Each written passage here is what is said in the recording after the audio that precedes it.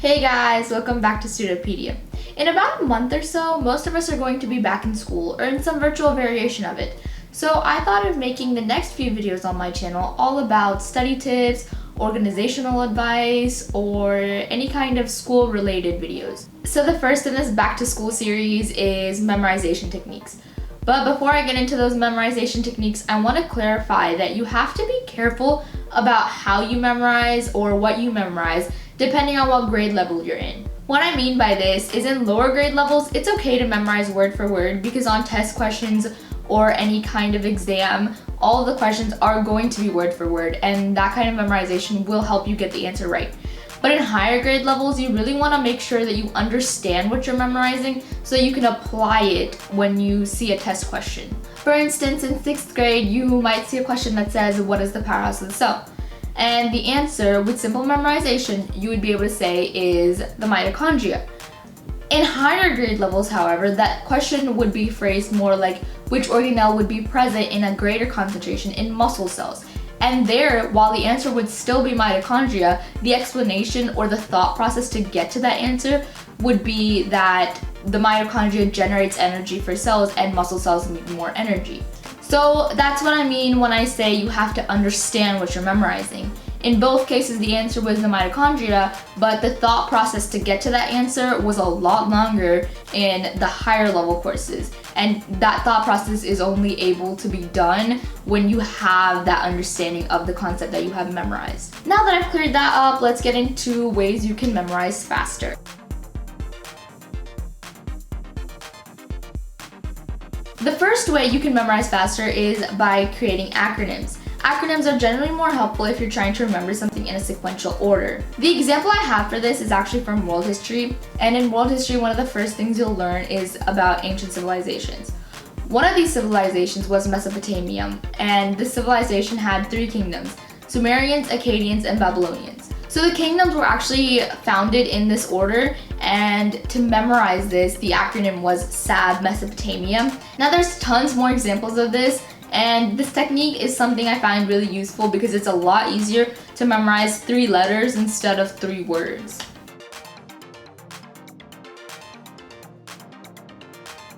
The next strategy is to make mnemonics. This strategy is actually a variation of acronyms because you basically just have to take that acronym and put really weird words next to them to, in the end, make a really crazy sentence. You want to make an absurd sentence because that's what will help you remember it. One very famous example of this is actually the metric conversion mnemonic, which goes King Henry died unexpectedly drinking chocolate milk. Now this strategy is also actually useful for memorizing a sequence, as I showed with the metric conversion example, but you can apply it to other instances as well.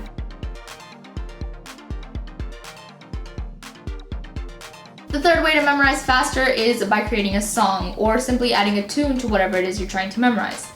The most famous example that I think everyone watching this video can relate to is the ABC song. Now obviously the alphabet is not a song, it has just a tune added to it to make it the ABC song so that it's easier for little kids to memorize. And I think we all know that this strategy is extremely useful because I'm pretty sure every single one of us still remembers the alphabet. Another example I have for this song technique is actually from Spanish. So in Spanish, there are very many conjugations or like types of conjugations that you can do for a given verb, and some verbs are exceptions to these conjugations. And to remember the exceptions to the preterite conjugation, there's a song that is sung in the tune of La Cucaracha, and it's actually very fun to listen to and remember. So I'm gonna link it down in the description below. If you wanna go check that out, you can check it out. But that song is used to help you remember which verbs are irregular for the preterite conjugation.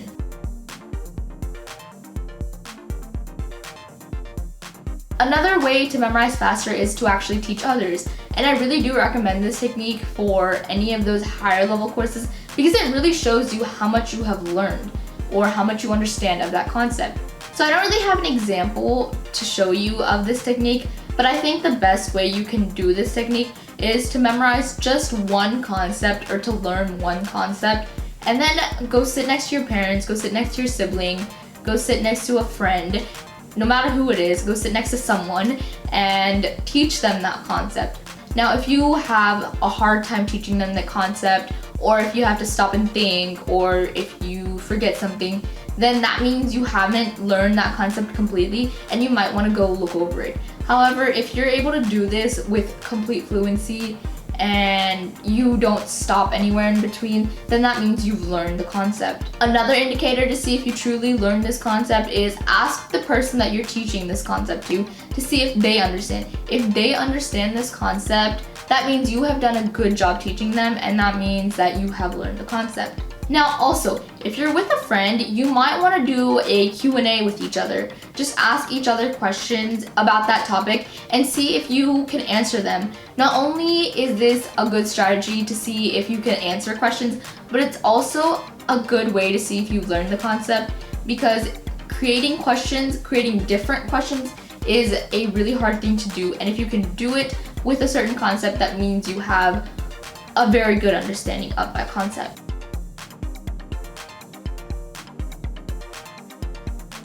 So the last technique I have for you today is for speeches and presentations.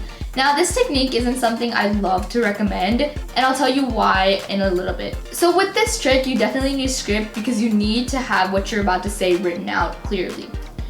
So the way this works is you read the first sentence, you memorize that sentence, and then you go on to the second sentence. But even when you're trying to memorize that second sentence, you have to start from the beginning. So let me show you how that looks, because I understand that me explaining this isn't as effective or easy to understand as showing you how to do it is. So this is the paragraph I want to memorize, and this is how I would do it. So this is the paragraph I want to memorize, and this is how I would do it. I have memorized the first sentence, and now I'm moving on to the second. So this is the first paragraph I want to memorize, and this is how I would do it.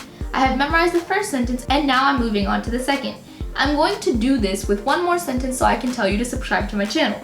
I hope that gave you a good idea of what this strategy would look like. So now to move on to why I don't really like recommending this strategy. Well, that's because anytime you memorize a presentation, you kind of defeat the purpose of it being assigned to you. When a teacher assigns you a presentation, it's to make sure that you get something out of that presentation. And if you simply memorize it, then you're not really learning anything. But I still recommend this strategy for beginners because it's really hard to just wing a presentation if you are doing it for the first time. So use this in the first couple of presentations that you do, but maybe as you go on, just start bullet pointing what you want to say and then go off of those bullet points. Memorizing your presentation won't help you improve your communication skills, nor will it help you learn what you're trying to present. Also, using the bullet point strategy makes you look a lot more professional because instead of trying to remember what to say based off of your script, you're trying to actively be a part of that presentation and think on the spot. So that's really it for this video, but before I end the video, I do want to say that all of the examples, all of the tips,